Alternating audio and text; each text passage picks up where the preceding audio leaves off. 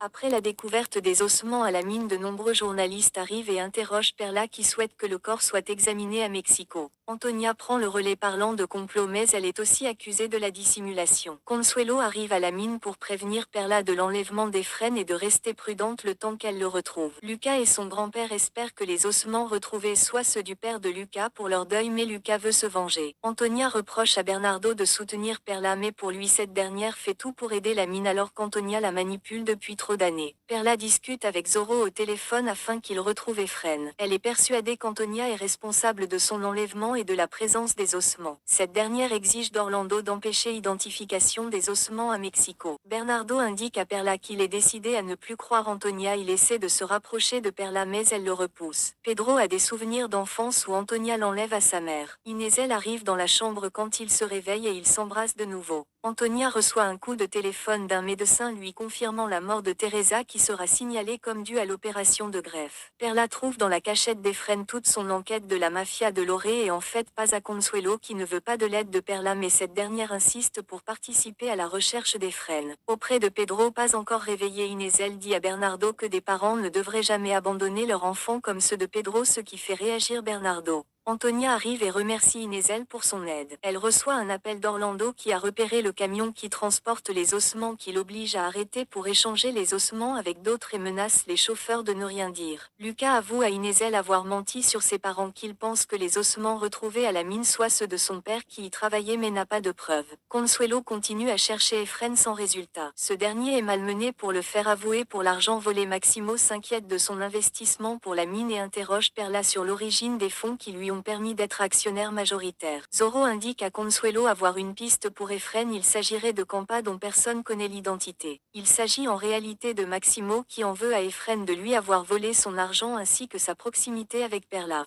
Pedro apprend la mort de Teresa suite à l'opération. Antonia accuse Perla d'avoir causé la blessure qui l'a affaiblie mais demande à garder le silence pour ne pas causer du tort à la mine selon elle. Perla annonce à la presse que les ossements retrouvés sont ceux de José Luis Torres au grand étonnement d'Antonia. Perla indique également qu'il avait 2 enfants, Lucas et un autre avec Teresa. Pedro comprend qu'il s'agit de lui. Antonia vient agresser Perla dans son bureau qui lui dit avoir bougé les ossements avant le transport pour qu'elle ne puisse plus cacher la vérité et la prévient de se préparer sur la suite de sa vengeance. Pedro avoue à Lucas être son demi-frère mais ce dernier refuse d'y croire et s'enfuit. Il demande à son grand-père pourquoi avoir caché l'existence d'un frère mais ce dernier lui dit de s'en réjouir. Il refuse et veut toujours se venger d'Antonia en faisant du mal à Pedro. Sofia pousse Pedro à tenter sa chance avec Inézel mais il ne veut pas pour pas faire de peine à Lucas. Efren réussit à se détacher et à s'enfuir. Il arrive à rejoindre son domicile où se trouve Perla. Antonia, complètement saoule, revoit les fantômes d'Yacinta et des parents de Pedro. Elle leur parle en avouant les avoir tués sous les yeux d'Inézel qui la filme. Antonia récupère une boîte dans le coffre avant de s'endormir. Inézel réussit à récupérer le film sur Perla qui se trouvait dedans. Elle fait un détour par son ancienne chambre d'enfance et y revoit son ancienne peluche. C'est alors que la gouvernante arrive et la reconnaît comme Yacinta. Mais Pedro l'a entendue et lui demande pourquoi la gouvernante l'a appelée Yacinta.